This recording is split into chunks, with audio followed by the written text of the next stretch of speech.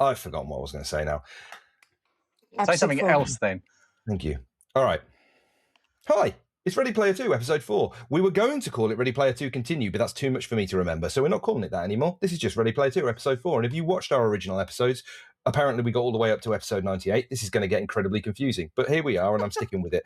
So this is Ready Player 2, Episode 4. Apparently it's Episode 102, if you are going to be pedantic, but it was so long ago that nobody's going to remember. We have today me. I'm Rich. Hi. Sorry about that. We also have Lee. Hi, Lee. Hello.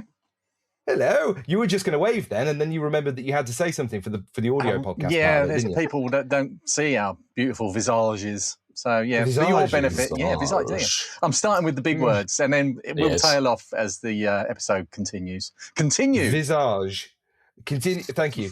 Yeah, I'm not going to remember it. Next episode, it's going to be gone. Distant memory. We also have Mr. Ross Bell. Hello, mate, you all right? Yeah, I'm average. How are you? Yeah, good. I'm just checking. Our first episode was 29th of March, 2013. 2013. God, I was a fresher-faced person back then.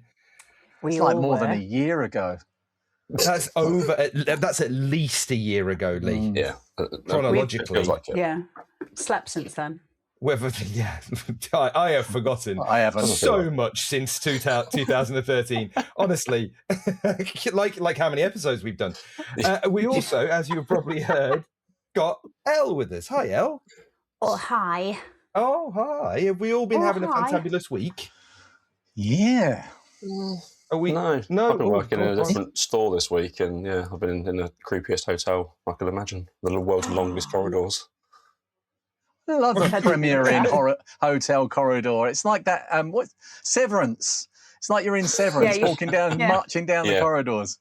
It is, yeah, but Severance was like clean and white and pristine, and this, by contrast, was a Premier Inn in Essex.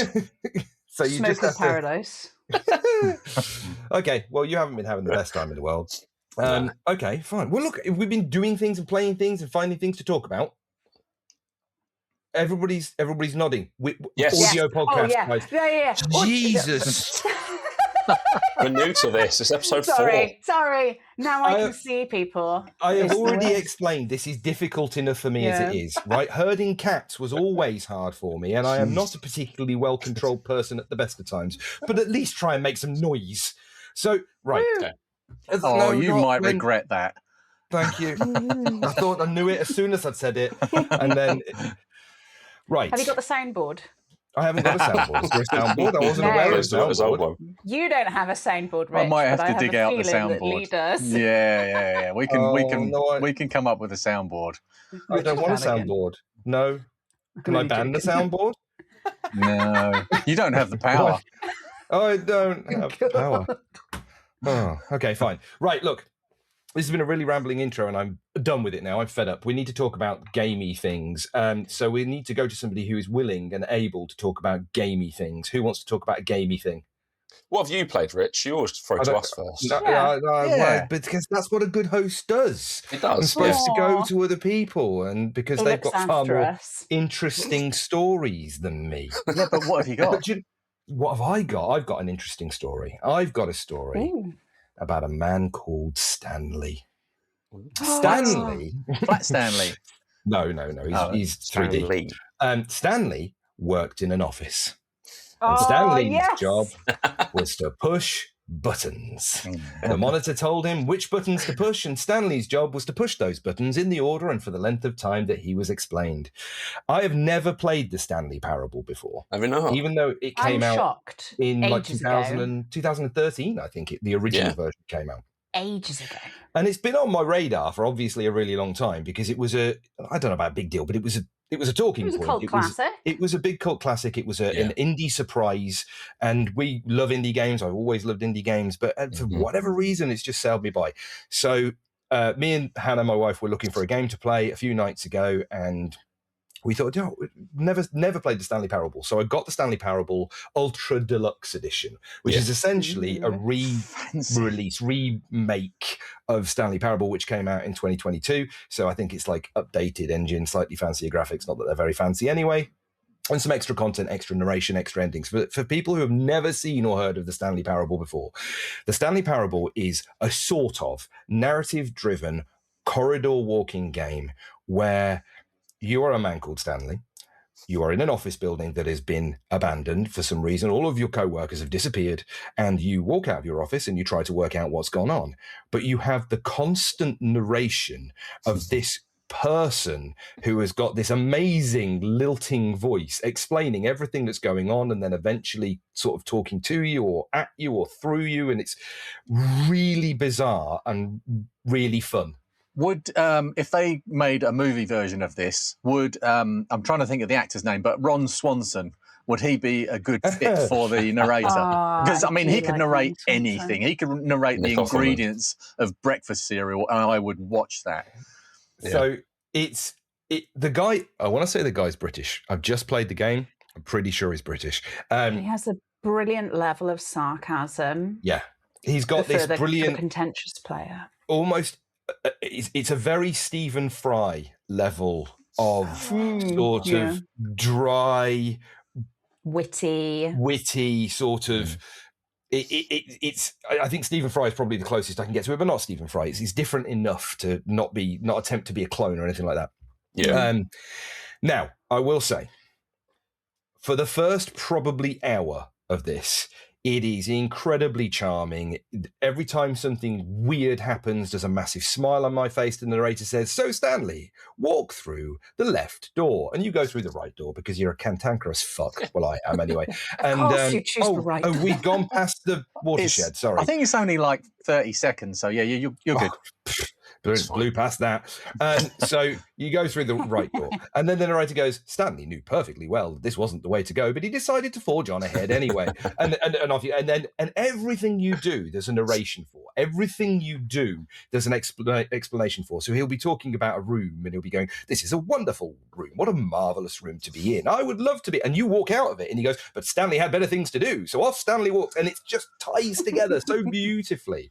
However, it must be said that after the first probably hour and a half, it can start to grate. And there are certain areas of the game, especially parts of the game that were added in the Ultra Deluxe edition, which are a little bit gratuitous. And I felt as though the original writing for the original game was quite tight and quite well put together and didn't outstay its welcome. Whereas I felt like possibly with the pedigree and the accolades that they had gotten from the game, which they possibly weren't expecting, they decided to be slightly more self-indulgent when they brought out the updated version. Okay. And it goes on a little bit. It's still fantastic. Can you not play the original version of it without the added-on bits, the bolted extras? No, because this is it's a whole new release. I think they've updated the game engine and stuff like that. So it's not the original game with a bolt-on. And it's the version I bought.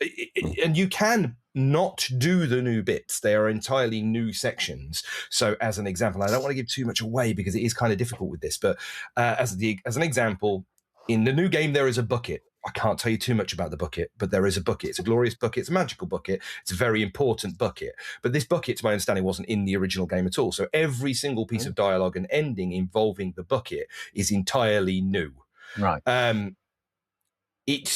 Some of it's brilliant, and some of it feels a little bit indulgent, but still fantastic, incredibly charming. It took me a little bit to get my head around. Should I say? Do you know what? It's 2013. The watershed's gone. Massively. There is no end to this game. The game does not end. There is no point at which it goes, brilliant, you did it, roll credits, job done, right? It just keeps going. So every single time you get any kind of ending, of which there are 40 plus, the game just starts again. And you play again. But now things in the world are ever so slightly different depending on what you did on the last run through. And there'll be a slightly different, and you'll go, wait, was that there before? And the narrator will go, Stanley wondered if that was there before. And you'll go, it wasn't, was it? They obviously thought about that. And There's other little nods. So in the original game, there was a glitch where people had managed to sort of jump off the edge of this area of the map that they weren't supposed to jump off. And I didn't know this. I'd not played the original game, but I like to test boundaries. And so I saw this thing and I was just like, oh, I'm going to try and jump off that. So I jumped off it and I sort of landed down the bottom. And it went quiet for a moment and it's pitch black and I'm looking up going, I probably shouldn't have done that, should I? And the narrator suddenly goes, you probably shouldn't have done that, should you? This is an Easter egg. Yeah. And then it goes, this is an Easter egg. In the original Stanley Parable in 2013, you clever players managed to find a way to drop off the edge of the world. We hadn't added any narration for this because frankly, we hadn't caught it during our QA process. But now, in the updated version, we have got a special secret end and it plays a little song and it's just cool. That's cool. Just cool little bits like that. So yeah, it's great. It's a really fun and enjoyable little romp that on occasion outstays its welcome, is more fun with other people, with friends, I think, if you're playing a single player game, sort of couch gaming with other people playing along and all the rest of it. And it's one I missed. And it's weird that Lee mentioned Severance earlier on its Wikipedia page. It says Severance took inspiration from the Stanley Parable. Is that true? Really? Yeah. Really? Like, at the bottom of his Wikipedia page, the last little in thing is that, yeah. That's brilliant. That's crazy. It's brilliant. So it's one that I missed, and I do like going back. I mean, it helps that this is such a great advertisement for remasters of games, because if it's something that passed you by originally, especially if it's very dated now and something that you think, oh, I don't really want to play, it's PS1 graphics or whatever it is, bringing it up to date and giving people the opportunity to feel like it's new and it's something fresh. And obviously I had to pay a premium for it because I was buying a newer game, but still, I loved it. It was great fun. It was great. It didn't massively outstay its welcome. I think I probably got about 4.5 hours out of it total. You can go for longer than that. There is more to do and more things to explore. I didn't get every single ending, but I got quite a lot of them. But I was done and I was happy and I was like, right, brilliant. Let's put it down and move on to something else. So great. So if you missed it and you've not played it, definitely give it a go. Did you play it on mouse and keyboard or controller? Mouse and keyboard, but I honestly don't think it would make a blind bit of difference. I asked because I tried this a long time ago when it first came out, and it gave me motion sickness. Really weirdly. Yeah, just one of those games that just hit me straight away. Doesn't happen very often, and so I just put it aside and didn't come back to it. And it's always been there. You know, every time I hear about the Stanley Parable, I think, I missed that one, and I feel like I've missed out. Now you're making me feel like I missed out even more. But I'm wondering if I do play it on controller, whether I can play it on a handheld, because it's on iOS. It is it? Yeah, I think you can play it on iPad and stuff. Yeah, the Ultra Edition original plan. That's out. Something to look into, I think. Yeah. It's great, and like I say, it's not massively long. You can get as much or as little out of it as you want to. You can get a few of the endings, go away, leave it for a while and come back. There are some great little Easter eggs if you do leave and come back. Sometimes, depending on the length of time it's been, the game might give you a little, where have you been? Or something similar when you come back in. There's even an achievement for not playing the game for 10 years. Wow. So if you stop playing the game and don't play it again for 10 years and then come back to it, you get the achievement. Well, yeah, I think I'll probably get that. I'm not sure if it's in my library or if I pirated it, but so spoiler alert, you also get that achievement if you change the clock on your computer. Yeah. Either way. I had to try it. So yeah. That's me. There you go. We've done mine straight away. And now I've run out of things to say. So I hope you're all proud of yourselves. Aww.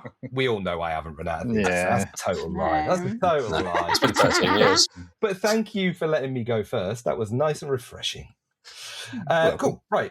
Who else wants to talk about the thing? Who should we play next? I've been playing FIFA, if you want me to talk about FIFA. No, who else? The hideous online world that is FIFA. Give Ross's time. Go on then. All right, you let me talk about a Stanley thing. I'll let you talk about a boring thing. What it's not even called FIFA anymore. It's called FC26 because FIFA withdrew the rights from FIFA. You may notice on Netflix there is a FIFA World Cup game which Netflix have developed. That is now the official FIFA football game. So now Netflix? EA's version. Yeah. You can play games on Netflix, right, with your phone as a controller. Seen this? No. Yeah.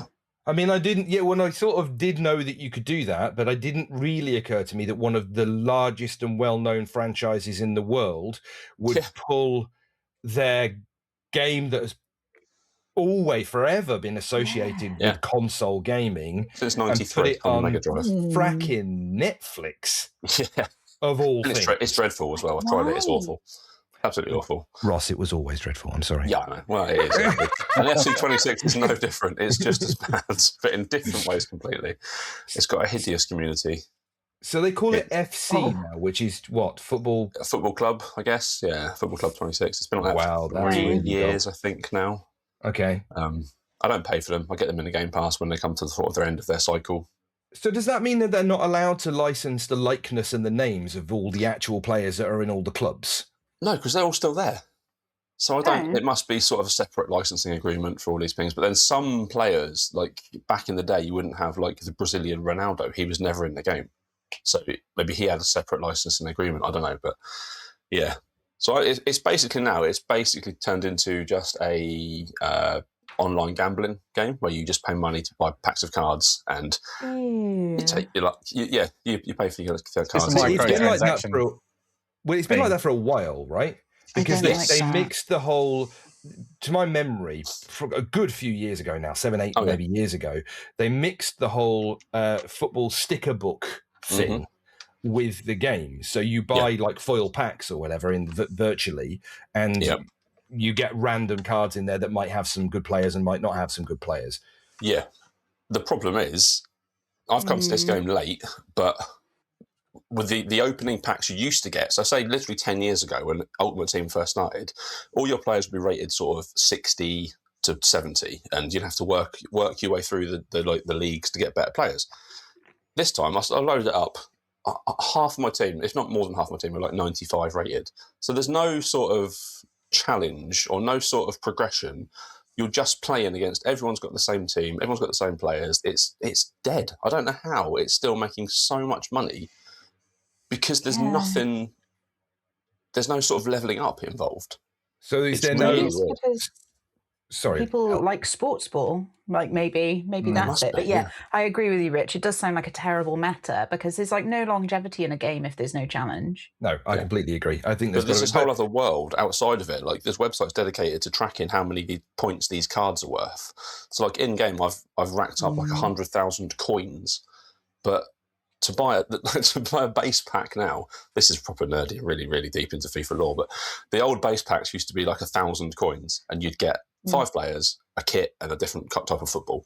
Now the base pack is 100,000 coins, and you get 20 players, all really, really highly rated, and all the best kits and all the best balls. And you think, what's the point? Like, what am I actually doing? Like, I always wonder that. Like, you know, when you get certain countries that have got a currency where the lowest possible denomination is 200,000 or something like that. It's just like you've never learned the joy of penny sweets. I know that that's not a thing anymore, but a 200,000 sweet doesn't have the same ring to it. There's a million rubles. That's what it is now. So if you had one coin, you can't do anything. It doesn't. You've got total pointless number of coins. Completely pointless. You get 600 coins for winning a game now, so it's got out of control completely. And I'm a gracious winner and a gracious loser in football games. If I win, if I lose, I'll send them a message and say GG. That's simple as that.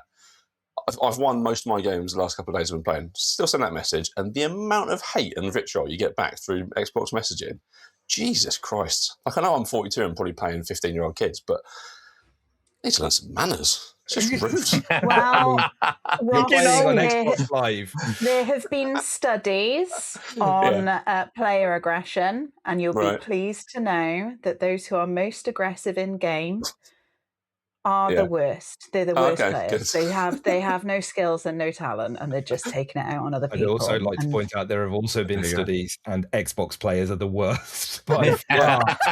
I'm noticing the full. So you are like in the lowest common denominator group here. So there was somebody who did a study on Arc Raiders of all things, where they played against PC players, and they turned off crossplay, and they played exclusively against PC players, and they had a certain script of behavioral actions that they would take, like saying hello and shooting a robot that was shooting at the other person, and they did it against Xbox players, and they did it against PlayStation players, and categorically, like, console players were far and away both more aggressive and ruder than PC players, but also the Xbox players were like miles worse than everybody else. No. So you are fishing in that swamp, I'm afraid. Yeah. It's a dreadful ecosystem. So if the cards don't give you an improved, like, player stats, is it just cosmetics that you're getting? So like Erling Haaland, who's the biggest sort of striker in the world, Norwegian striker, massive, super famous. You can get this like 4 different cards of him out there, but every week there's a promo pack, and in the promo pack there's like a 99 version of his card, which is quicker, can hit the ball harder, can tackle better, all this sort of stuff. But to get that, you've got to pay money. You've got to be buying 1,000 FIFA tokens. You can't buy these packs with coins; they're just FIFA tokens. They are, for 1,000 of those, is £8.09, which is a discount because I've got an EA Play member or whatever it's called. To get those packs, you need 3,000 or 4,000 tokens, so like 30 odd quid, to then have the chance to randomly pull that 99 card. So this is not that abnormal. I'd love to shit all over FIFA or whatever it's called. Really? But it's not abnormal. I mean, if you look at Apex Legends... I mean, I guess it's gacha, like a gacha element to a game, right? But so if you look at Apex Legends, if you look at... what's that really chibi fighting one that I always forget the name of? It's not Gacha Life, it's... Apex again. Apex is unplayable now. There's like a cookie one as well. I don't know whether there's loads of them. There's loads of them. Even like Rocket League and other games like that. I mean, fair enough, they're cosmetics more in Rocket League than anything else, but cosmetics are expensive. You look at League of Legends and loads of different games like that. Cosmetics are insanely expensive.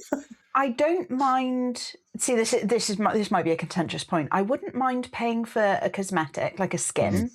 Same here. Because I know someone's put work into it. But if I'm gambling money... Yeah, this is what you're doing with FIFA. Like, you're gambling. Just let me pay. Like, if you want me to pay for a thing, maybe I will. I don't like paying for, like, you want to know you're going to get the thing. Yeah. But yeah, like, I'll go shopping. Like, give me the give me the skins. But don't like... Yeah, don't pay to win. I've done that on Call of Duty this year. I've never put any money into Call of Duty Warzone. You get CP through playing, and I've purchased a Nicolas Cage pack. 2 different Nicolas Cage skins, like some cool voice lines, but it's cost me nothing apart from time of playing the game. Brilliant. I'm more than happy to do that. And I'm actually happy to pay. I've paid for cosmetics, and I pay for in Apex Legends, and I tend to go for like the Battle Pass track style ones that also give you some extra coins, which you can then you unlock some cosmetics during the Battle Pass, and you can also use the coins that you earn to buy other cosmetics and stuff as well. But like Path of Exile, which I was talking about last week, they've got an amazing. They've got this down to a T. So you can pay for convenience, or you can pay for cosmetics in that game, and in that, you've got your stash. So at your base, you've got your stash where you can just dump stuff in. And they've got loads of these specialized stash tabs that take a particular type of item in the game and order it really nicely and put everything in a really... So instead of filling up all of your tabs higgledy-piggledy with all of these things, you can put them in this nice convenient stash tab that's designed specifically for an unlimited quantity of those items. So and they also sell cosmetics, so they've got it down. And I'll spend money on those kinds of games. I've got no problem. But the gambling element, I don't... Well, the gambling is the thing. FIFA 20, not FIFA, FC27 is rated 16 because it's gambling. Yeah. Football games should not be rated 16. Yeah, I know. Like, it's so bad. I feel like this is going to be a broad sweeping statement. Some boardroom executives like a little taste. Oh, we can get them to do the loot boxes. Pay for the loot boxes. Brilliant. Make it 16 plus. Make them pay for everything. But this is not new, right? If you go back it's really not. To Ready Player 2, probably episode 4. Ironically, I would imagine that we were probably talking about loot crates all the way back then as well. So this is not a new thing. We've definitely done that. At least they've put age protections on now. Yeah, go play retro games. You don't get any microtransactions in retro games. It might make it a Mega Drive and play FIFA 93. It's fine. Are the games that we were talking about in 2013 not retro now already? Is that everything's retro? What is the classification for retro? Is it over like a decade old? There's not a real official one, but most people generally go 25 years. I feel like you should be the guy to make the official judgment on, Leslie. For the entire you're the professional. I'll make a judgment. Anything before yesterday. There we go. Brilliant. Well, I played Stanley Parable, so and Ross played a game that they've been regurgitating for the last 28 years. So actually, I'll just underline that actually because I get asked that quite a lot. What is retro? And I always say the answer I give is whatever's retro to you. So whatever you grew up with, whatever you have nostalgia about, that's retro. You can class that as retro. So it's up to you. Entirely I have always classified it as games designed for consoles which are no longer readily available without having to seek them out, including arcade machines and that kind of thing. If it's a console that is still reasonably readily available, like the Xbox 360 and onwards, then I would say probably that's not retro. But prior to that, the sort of Mega Drive, I would say PS1. Because of the pedigree of the era, but possibly not PS2. PS2 was such a massive thing. That anything beyond PS2 and beyond, probably not. But that's a really hazy classification. But I guess if you're into the area of game preservation, because now these consoles are not easy to find, working ones are not easy to find. You have to emulate, you have to fix, you have to whatever. Then I would say it's retro. But that's a very hazy classification. As a certified very old person, I actually say my personal retro is cuts off around original Xbox and PS2. That's where I think anything beyond that is modern. I feel that, yeah. There we go. We're on the same page. Brilliant. We're not often on that same page, and usually you edit it. So okay. So Ross has been playing foosball, but it was good. You enjoyed it. Even though it's good fun beating 15-year-old kids at football. Yeah. Okay. Always happy with that. Being mean to children online. Yeah. And I take the shitty messages as like a badge of honour, basically. Can't handle. Just get better. Destroyed your salty tears. I just don't talk to people. I find it frustrates them so much more if you just don't feed them anything. Don't acknowledge them. No, exactly. Right. Okay. Fine. Lee, who's going to jump in first? Go on, Elle. You can go. Okay. Amazing. I don't have a rant. I do have a good game though. So this is going to be another interesting one because I love to bring something exciting. It was a game that was released last year. The Drifter is a 2D pixel art point and click adventure game. Not a driving game, then. Not a driving game and not a sports ball game. It is. I don't want to ruin the story. The way that it's written, the narrative that you go through is tip top. It's very engaging, very exciting. The main character, if I can remember correctly, because I have slept since then, you kind of come into his life in a very interesting time where his mum's passed away. He's become like a drifter after like abandoning his wife after their son has like passed away. Jesus. And he's on a train, and this other guy just sort of is in there too. Two drifters drifting together, and suddenly there's like time FBI agents killing the shit out of people, and you're on the run because reasons. There's conspiracies. You have no idea what's going on, and you get to learn about the circumstances that Mick has kind of like landed into whilst he does as well. There are some fascinating moments where it toys on like perspective, so you're unsure, like if you're talking to like a person who is alive or dead, or whether you're dead, because you get to go into someone's grave, which is amazing. I love this. I love point and click adventures. It was a very great nostalgic dive for me. It is out on the Switch and on PC, so depending on which one you want to go on, but it plays well on both. Is it Switch or Switch 2? I think it'll be out on both. Okay. I think it recently got released on the Switch 2 last month. I like that his name's Mick Carter. Very EastEnders. It's very good. It's very good. It's mystery, intrigue, action. There's an awful bit with a lake. There's an awful bit with a lake. We all know how I feel about bodies of water. But what a phenomenally presented game, right?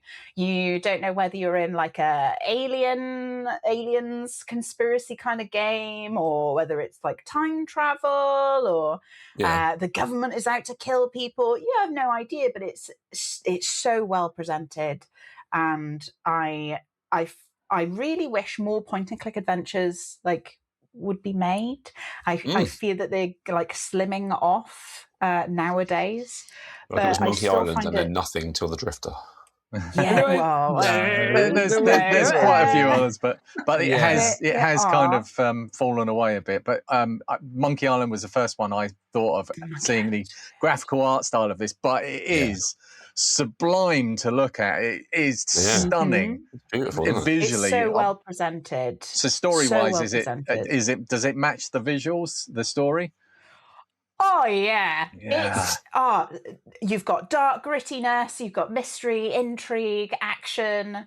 You get like quite attached to some of these characters, and I find it very endearing. I think it is very well written. So Powerhoof or Dave Lloyd, you did a great job. An absolute stunning example of like a brilliant indie game.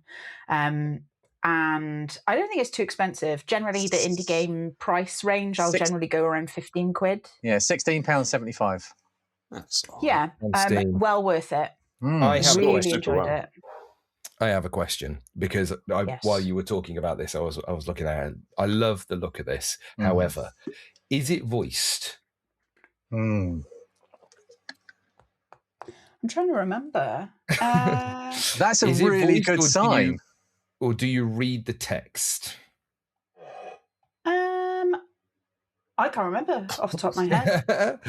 I chose a game that I have played and completed, but I can't remember whether it is voiced. Well, there are baked-in captions, so I'm going to say it's probably not voiced.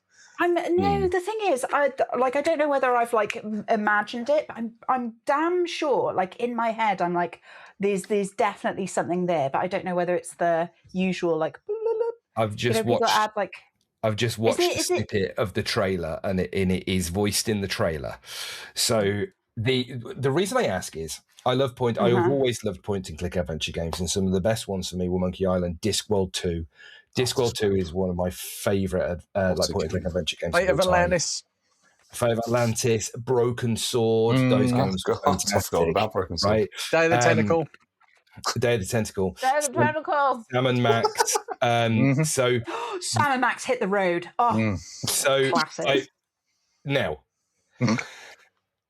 when adventure games hit Curse of Monkey Island, when Curse of Monkey Island was voiced, it changed everything for me. Probably because the voice acting for that game for the guy that played Guybrush Threepwood and all of the other characters was so good. But I've really struggled to play point and click adventure games now that aren't voiced. I can still be pulled into the world, but I really want to have some voice acting in there, and it looks like it is. So I think I definitely want to give it a go, because I'm looking for another little indie single player game to play after Stanley Parable. So I do want to play this, and this doesn't often happen when you talk about your weird.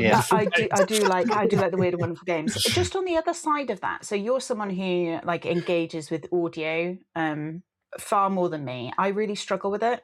I can't even have audiobooks because it just goes in one ear and out the other. Yeah, I can't. I can't do like audio instructions or anything like that. So it's really hard for me to engage with things that are just spoken. Do you have audio on when you're playing games? Because my wife turns the volume off on the Switch, on the TV, or anything. Like she doesn't have any sound when she plays games. I love the music, but if you ask me to be like, oh, what's anyone spoken? I'm just like, I have no clue.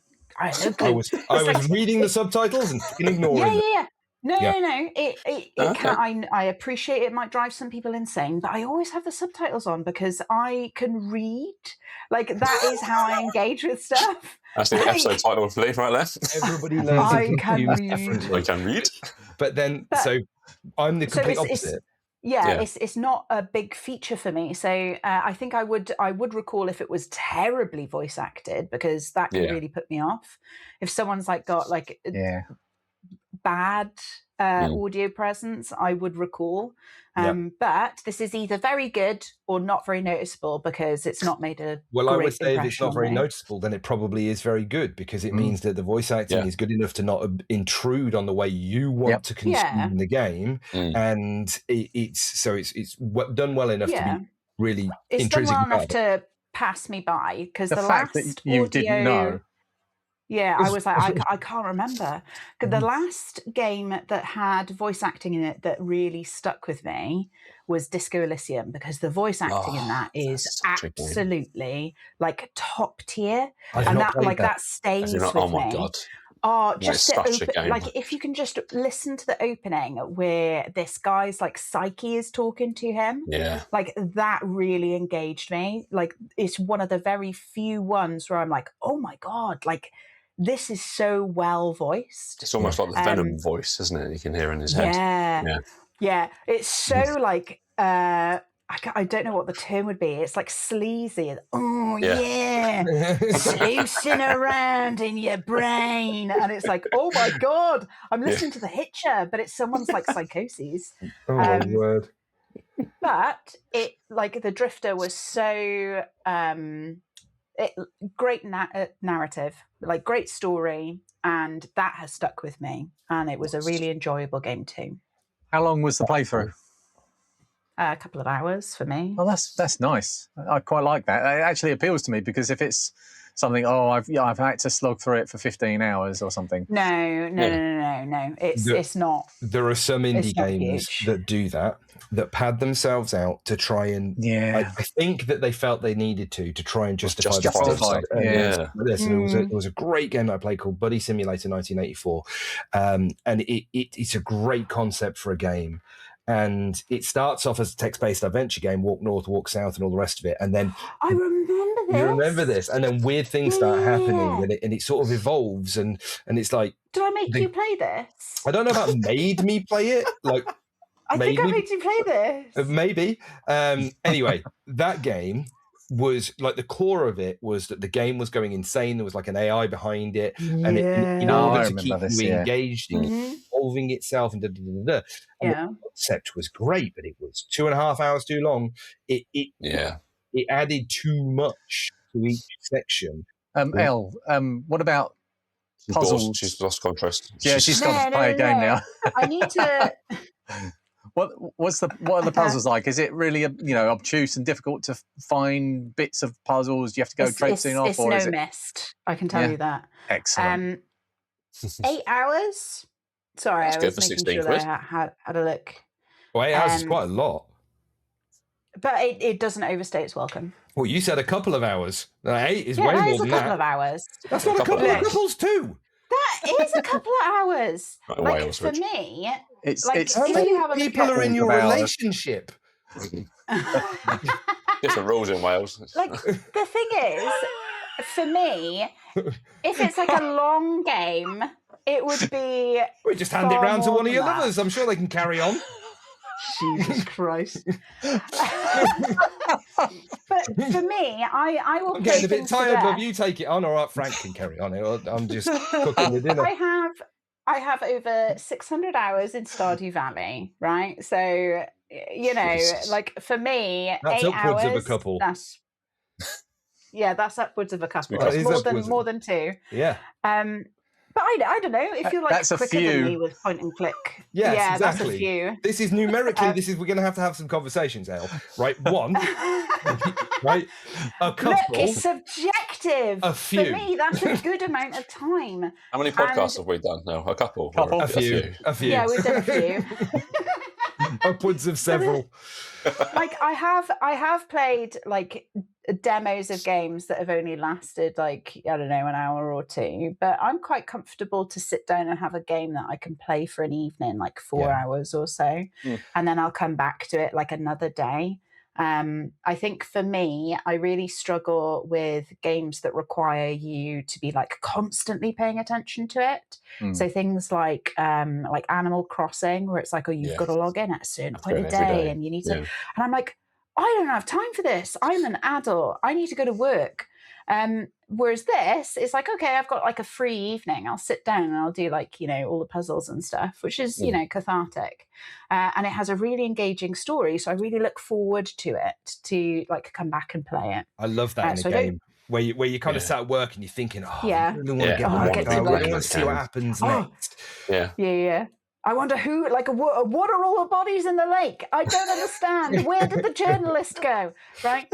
So, but I don't feel like that overstays its welcome, even though it's 8 hours. Like, it really doesn't. It doesn't feel like a slog. I actually want to play this. So Elle has successfully managed to make me want to play a game. And I'm going to contend something that was said a little bit earlier as well. I wanted Elle to get to go over everything she wanted to talk about this. But somebody, I think it might be Ross, or said, what happened to point-and-click adventure games? Where have they gone? I miss point-and-click adventure games. They're still there. And they've been there for a really long time. You think about Walking Dead, the whole Telltale game series that they did before Telltale blew all of their money on licensing. But Dispatch. Sorry, the Wolf Among Us 2. The Wolf Among Us 2 has been announced. Yeah. It's going to come in. Sorry. So all of those, there was a game that came out recently called Dispatch, which was 100% that kind of fact. I think that was made by a number of people who worked at the original Telltale games when they were making Walking Dead and a lot of the classics they were doing and stuff like that. So they are still out there. There are still point-and-click adventure games. They've evolved because they had to. And I would also argue that there are other games that, like Detroit Become Human, that are really engaging, very story-driven games where you don't actually play them a lot. Like there's not a lot of you playing the game. It's like a movie. It's a lot of clicking and making choices, which is very much what point-and-click adventure games were about. And the only thing that you don't always get in those kinds of games that you used to get in point-and-click adventure games, especially Monkey Island, was the sheer joy of rubbing different objects against each other to see how they were supposed to interact. Surely this balloon and this piece of chalk works on this door. will do something. And no matter how many times I rubbed that balloon and piece of chalk together, I never ended up with a chalk balloon baby. But so some of that is missing, but largely point-and-click adventure games are still out there, and there are still great. Dispatch, if you haven't played it, is great. It is so good. It was released episodically, and I waited until the end and played the whole thing all at once. But my daughter, she played it episodically, and she was very much like Elle. She was talking to her friends about it. Oh, the new episode comes out at the end of this week. Are we all going to get together on Friday and play it together? And they all played it together on Discord and made the choices together and all the pointy-clicky, puzzly bits and all the rest of it. Brilliant. So yeah, they are still out there. They're not completely dead. And let's face it, even back in the day, it's not like they were everywhere. We can't point at hundreds of these things, but the ones that did exist really stood out. The ones that mentioned are these classic ones that were really big. So yeah, don't fret. They still are in existence and they are still out there. Cool. Right. We need to move on. Another person needs to talk about the gamey thing. Lee. That leaves Lee. Lee. Your turn, Lee. What have you played 20 years ago? Oh, okay. What's the update? No, it's a modern thing. So I ordered was it last episode? In one of the 3 other episodes that we've ever made, I said that I'd ordered the Retroid Pocket 6 handheld console thing, and because I got bored of, having to wait for that. I thought I was going to have to wait for a couple of months for that to arrive. I ordered a different one to keep me going. Just a cheaper second-hand one. I thought this will do. I need to be able to play some games, so I've got something to talk about on here. That was the main driving force for this. It's for work, love, honest. It's for work, yeah. It's a business expense. So I ordered a Trim UI brick, which I've got here. It's like a little Game Boy type device. And that's really cute. It might be my favourite console I've ever played on. This one's black, so it's difficult to... But yeah, it's really? Actually, there's a Game Boy Color. Jesus Christ. Well, how do you manage? Because normally you really struggle with the controllers, and that looks really small. I'll get onto that in a second. So I ordered this off of eBay, secondhand, for about £40. They retail... Actually, I've got the webpage up now. They retail about $80 off of the official website. So, 60 odd quid. Yeah. It's about a year old. It's really regarded as, in this price bracket, the best that you can get. It's not particularly powerful. It's about the same power as a Raspberry Pi 3. So it can emulate everything up to PlayStation 1 pretty well. But as Elle pointed out, it's only got buttons on it. A D-pad on it. It's got no thumbsticks. But that doesn't actually bother me. That's one of the things that I really like about it. So anyway, just to update you on the Retroid Pocket 6, as soon as I ordered this, I got a notification that my Retroid Pocket 6 had shipped. Brilliant. So I thought, this is going to be a complete and utter waste of money. I'm just going to be putting this to one side and playing my newfangled game. No, you're not. No, you're not. Have you got enough room in the drawer for both of them? Have I got enough room in your drawer for both of them? Yeah, I've got enough room in the drawer and plenty of dust to go on top of it. Excellent. But I have not put this down since I got it. It is fantastic. Oh. The build quality is brilliant. The screen is amazing. The sound is average, but Zelda. I've fixed gaming. I've fixed gaming. All of it. It's fixed now. And I will share. Sounded so much like Jeremy Clarkson. I can do smug face as well. Can we make that the really first trappy image for the YouTube video? We fixed gaming. Yeah. So the way I fix gaming is how many games this thing can support, how many systems this can support is staggering. I think it's like 50 or 60 different systems. Oh, yeah. And obviously all of those systems have got hundreds and hundreds of games. So there's literally thousands of games you can put on here. You can stick a micro SD card in the bottom and have the catalogue of every system right from the beginning, right up till PlayStation 1, all in the palm of your hand. This games console here has one game on it, which is on the screen right now. And that's all it's got. And that's all it's going to have is one game on it at a time. And I've fixed gaming. By choice as well. You've eliminated the burden of choice. Yeah. I completely get list paralysis. Every time I've done this, every time I've created like a system, I've put a PC together to go under the front room big TV I've got one of those, what do you call it? It's an arcade controller basically, which has got Bluetooth and Wi-Fi dongles and everything, and it's amazing, really good controls. There's a brand that make them. People will tell me it's really good. I've got the numpad on my desk and I'm trying to trigger my memory, but it's not helping. But I've tried to make these things, and every time I do it, I put all of the games on and I sit there and I just go like this. I hold the down button or the down on the joystick and I go through the list. Oh yeah, that's quite good, but I'll see if there's something else. Maybe on the next system. And then I end up just playing a game for 5 minutes thinking, I'll go back to that other one. Something else I could be playing. Maybe let's see if there's something else further down the list. But not on this. There's an internet meme that is appropriate for this. You've fixed it. I've had so many games in this baby. Yep. What can I ask? Yeah. There's a back hole. What's is it? Why is there's like a weird indenty back hole? Yeah, what's that bit there? Yeah. What is it? Triggers. Oh, it's got shoulder buttons and trigger buttons as well. You've got the basic D-pad controls and 4 face buttons. You've got some there's function buttons on the front that are LED, RGB LEDs. You've got 4 trigger buttons or shoulder buttons on the back that have got caps on that you can take off and switch them out with different size caps so you can get the that you want on there. There's a toggle switch on the side that changes the performance mode. And the power button. The power button, it might be the best thing on this because I've changed the operating system on this to something called Next Trim UI Next, or Next UI or something like that. And but it's not the one that comes with it. I think the one that comes with it is fine.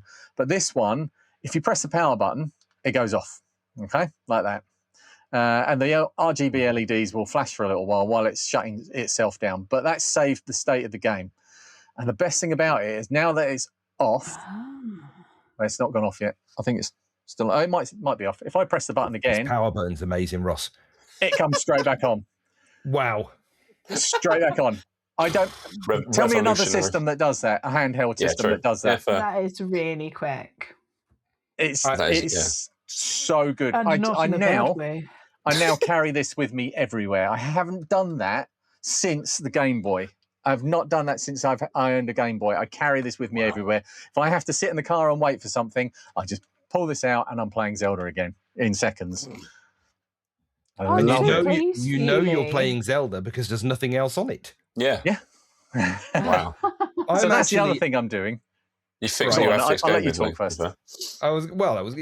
So I've got to be honest, the power button sounded a little bit underwhelming, but other than that, the rest of it looks really cool. I've said before, I think I said last time, I'm not a portable gamer. I'm not somebody, but I will say, if I only had one game and I knew that was the game that I was playing, and I fixed gaming, and you push the power button and it's immediately exactly where it was without the need to load your save and carry on and go blah, blah, blah, blah, blah. I could actually see myself, because at the moment, if I'm in the car waiting for something or I'm sitting in a waiting room, whatever it is, I'll just fire up Netflix and carry on the show that I was watching from where it was. If I could do that with a game, I possibly would. I don't know if it makes a gigantic difference. It possibly doesn't. It's huge. No, it's bigger than you think. That thing looks really cool and portable and instant on and all of that kind of neat stuff. So why are you all giving me things that I'm interested in? Not Ross, but the rest of you giving me things that I'm interested in that I want to play. I want to do. Bread. I'm going to have to buy a little handheld and play point-and-click adventure games on it now. These go second-hand on eBay for £35-40 often. I'm not going to do it. You need to do it. That's less than the price of less than half the price of a premium game. Less than okay, I didn't know what you were going to say then, but definitely cheaper. All right, okay. So is this now the console that you've been waiting for that you ordered that cost an awful lot more than this? That was slightly disappointing because you didn't know when it was going to arrive. It's got a lot to live up to when it finally gets here. I'm now wondering what I'm going to use that for, because everything up to PlayStation, I want to play on this. I've got no interest in playing it on something that's got thumbsticks and is too big to go in my pocket. This will be in my pocket all the time. So I am actually concerned. But the good thing about that one is that it's got a dock to go on the TV. I'm going to use it as a console, and hopefully... No, I probably won't. I'll just use this. Sounds like PCs on your TV. It's so good. So what I did when I first got this open and fired up the operating system and thought, what game do I want to play, was I put into a search engine of sorts, what are the best 3 games on every system that this console, this handheld, can support. And I've got a spreadsheet of all of those games. And I'm just going to go through them one at a time and play them on this. Sometimes you just need a spreadsheet, don't you, Ross? Yeah. You just need it. You just got to plan it out. Got to plan it out. I love a spreadsheet. I am aware of the love for spreadsheets within this pod, within certainly the lower two windows of this pod. Definite love for spreadsheets. Upper two windows, you can leave them, give them a take. Oh, look.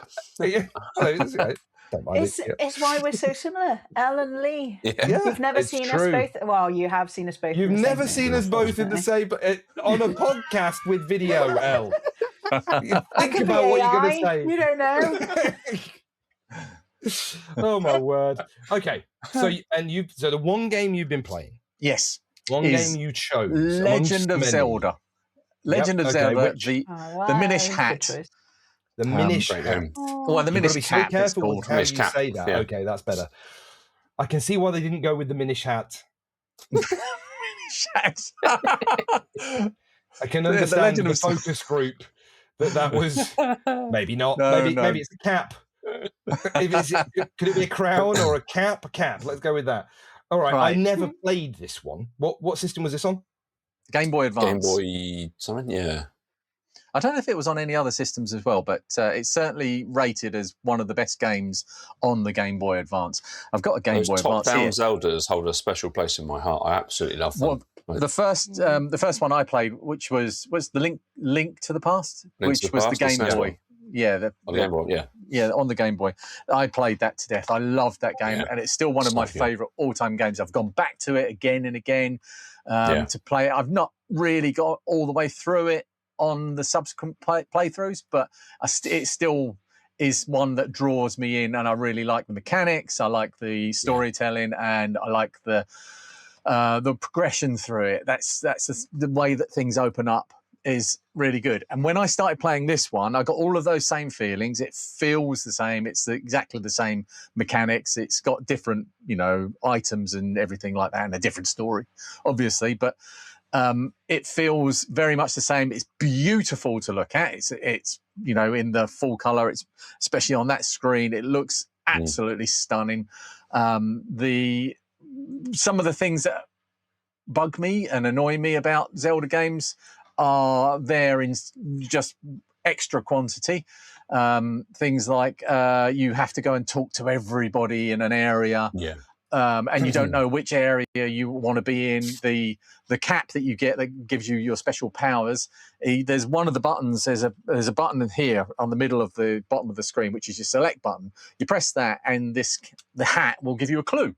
But the clue is usually, you're just going to need to go over there, and you need to go and find that element, which doesn't give you any help at all. It tells you the very bare bone of what you need to be doing. So it's a big area and a big map that you can feel a little bit lost in sometimes when you've got to do one tiny thing, and that one tiny thing is to talk to one person to trigger an event. And you've got this whole massive map. There was one bit in the main town, Hyrule Town, where you have to talk to a guard. And there's just no clue that, you walk up to a guard and he will just say, oh, yeah, you can't go over there, mate. And then you go, all right, I'll go over to this guard over here. Oh, yeah, you can't go over there, mate. So, all the guards are going to say the same thing, so you don't bother. So you don't bother, yeah. So I got lost. I thought, I don't know where to go. So I looked at a guide and it said, oh, yeah, you need to go and talk to that guard. Which guard? Yeah, the one you didn't talk to. But all the other guards in a row are like, I can't go over there, mate. Can't go over there, mate. And you get to like the 15th one, he's like, yeah, go on then. Yeah, go on. The system pays off. There's a few places where there's walls that you have to blow up, and it's not very obvious that you have to blow them up. They usually have a little bit of a broken bit on the wall to show you, but there's a couple of them where it's just like, there's a blank bit of wall with a couple of trees next to it. And I'm not going to waste time and get frustrated. I'm going to play this. If I get stuck, I'm just going to look at a guide, get over the next bit, and then so I can keep playing. I just want to be able to keep going. Does it feel the same that the guide is just something you look at on the internet and not a whole magazine? That's what we used to use, right? Yeah. You used to have to buy a game guide magazine to help Magazines you get used to be the internet. Well, books. I don't know about magazines specifically. No, I mean, but definitely, for definitely gamers. Books. For gamers, we used to go to the shop to get our magazines to find out everything we wanted to know about games, to get extra games as well with cover tapes and cover discs on Amiga format. All your shareware and stuff. Yeah. Edge. I think a lot of them still exist. I think they do. Yeah. Well, but we've committed to going to Crash in October.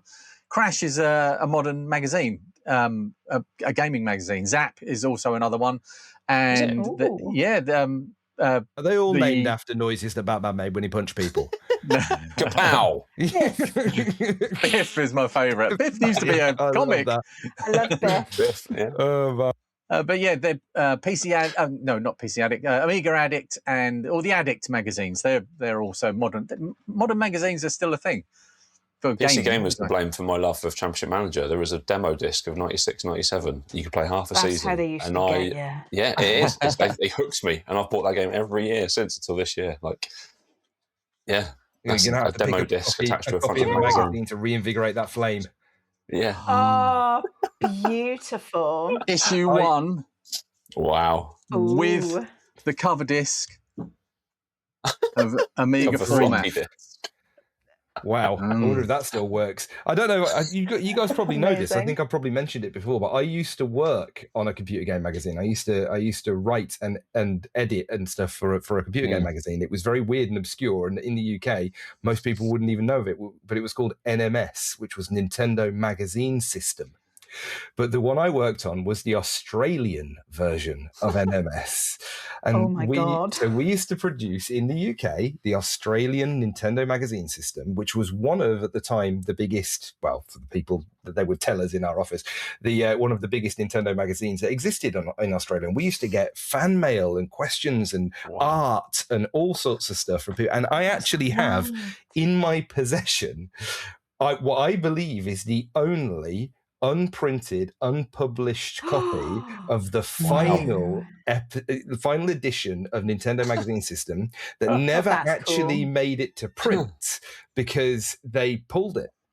And so we'd finished the magazine, we'd finished the articles, we'd finished all the typesetting and everything like that, and they pulled it, so it never came out. And I actually have it. It's here somewhere in one of my drawers.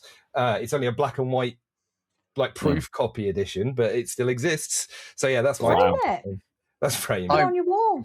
It's like 120 pages, Alice. Okay, right. Really I thought you were going to say it's going to crumble to dust.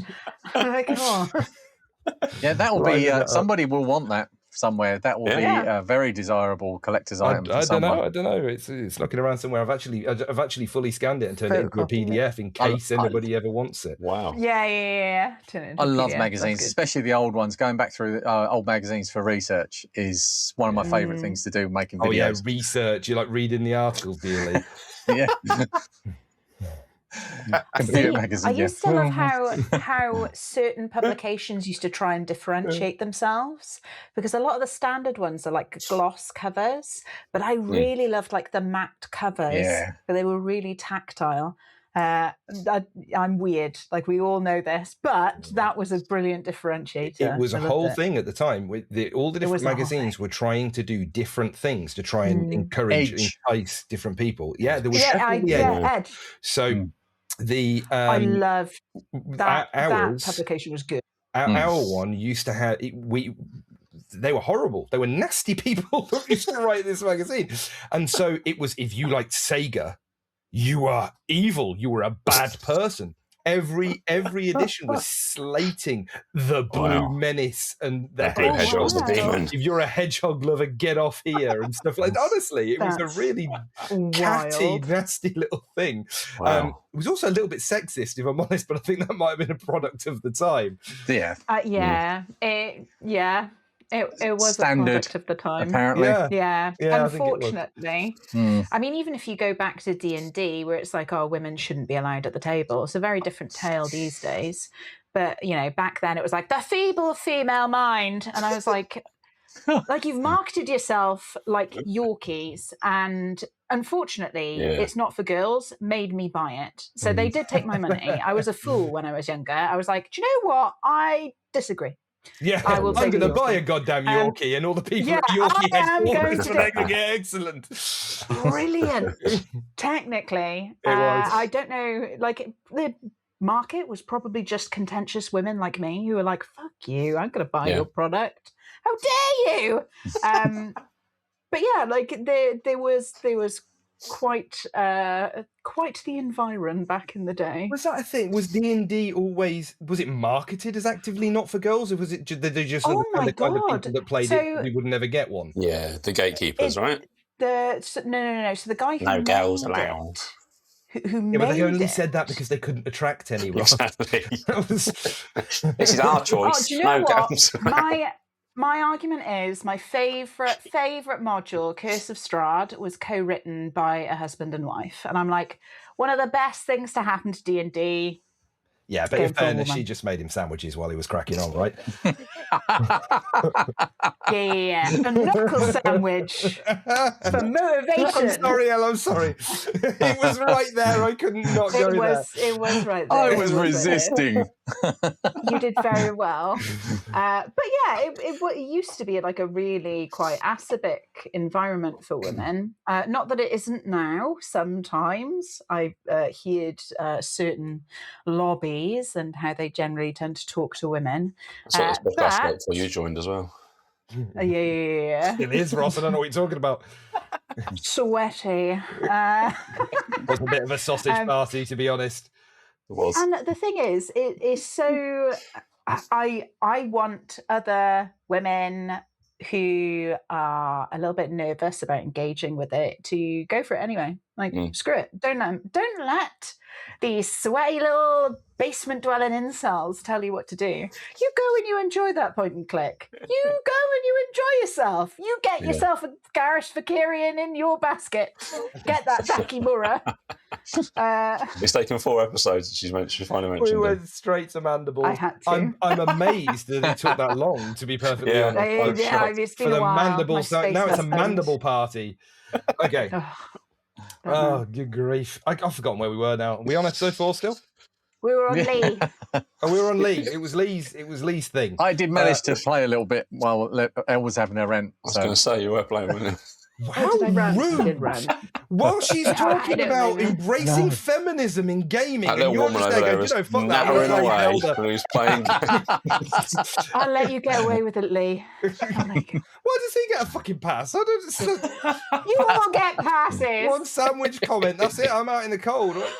Hey, I argued with an absolute sociopath on Twitter for you, Rich. You definitely yes, that's true, actually. Oh, yeah. I was wondering why inciting violence. This is why I'm not allowed on social media anymore. You didn't even mean anything. No. And it's just like, wow, I this never person's mean like really anything. going in. That's my secret, Cap. I never mean anything.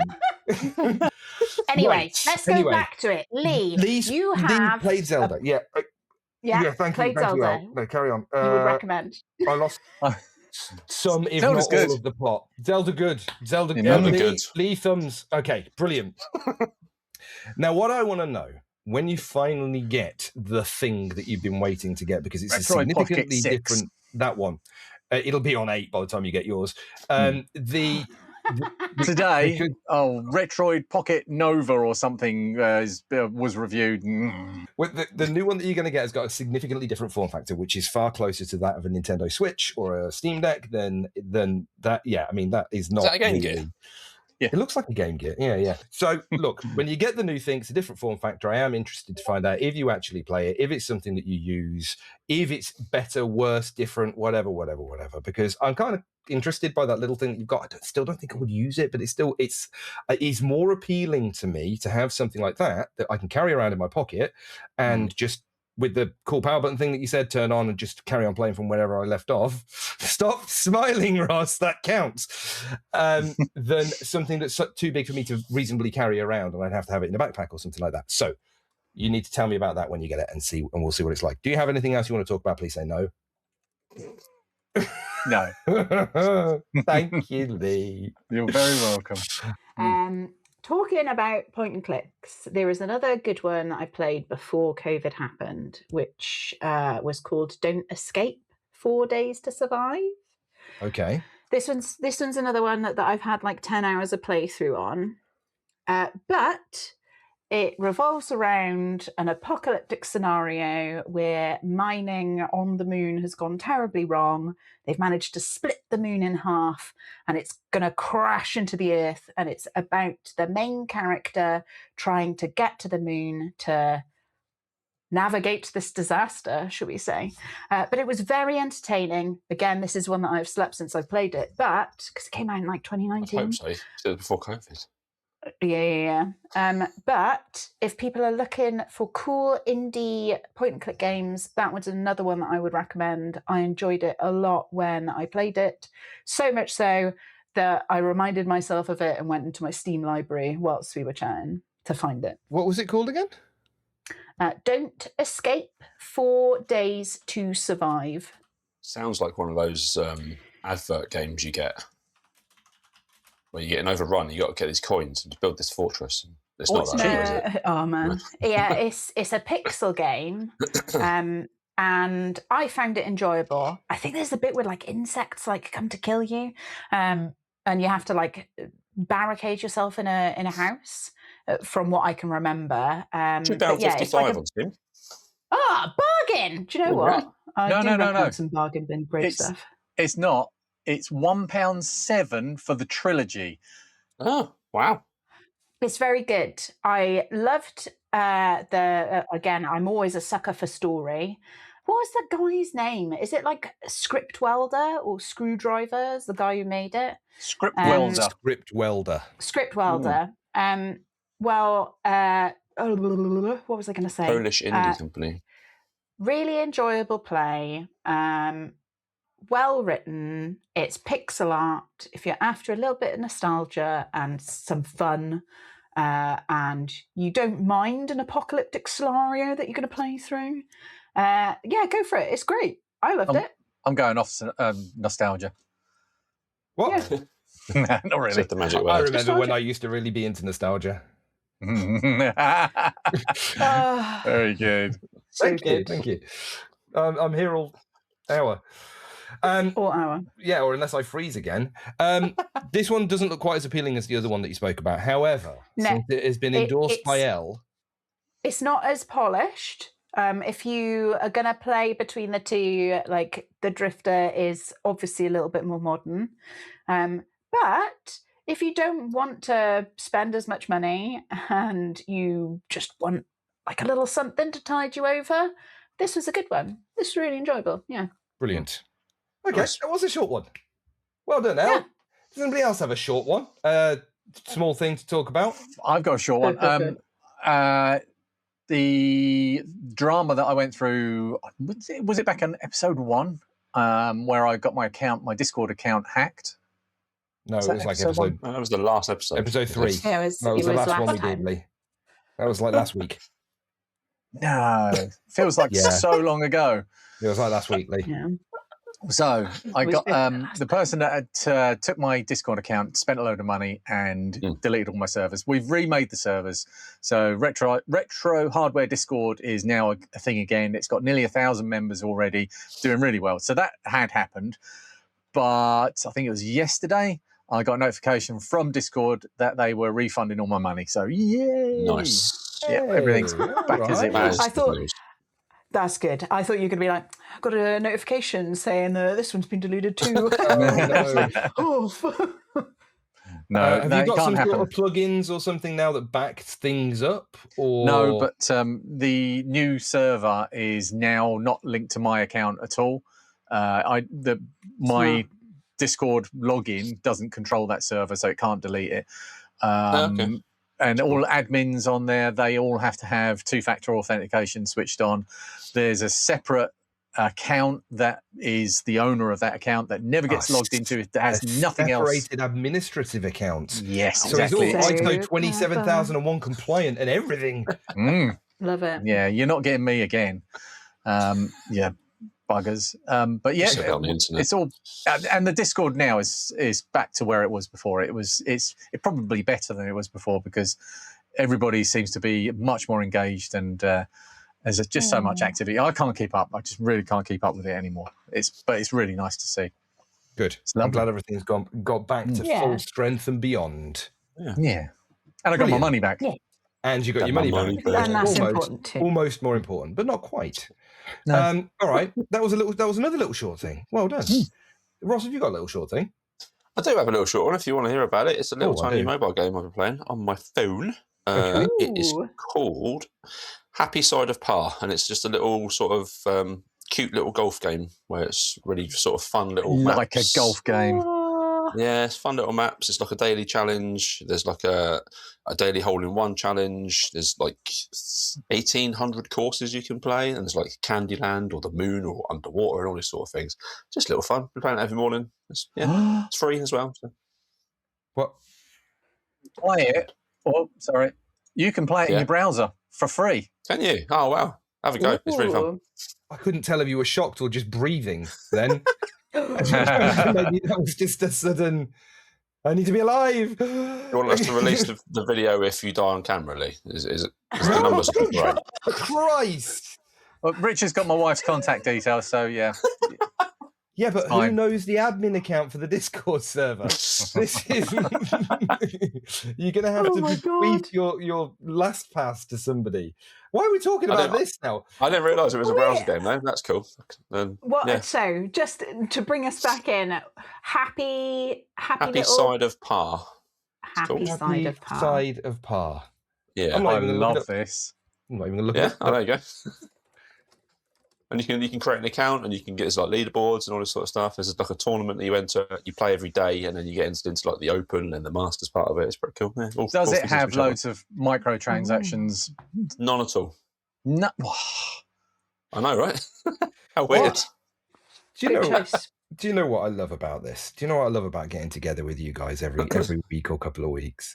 There was a moment in time, and it wasn't even that long ago, and in fact, in some circles, it still exists, where there was stigma about liking certain types of games, and that you were this type of gamer, or you were that type of gamer, or whatever, you know.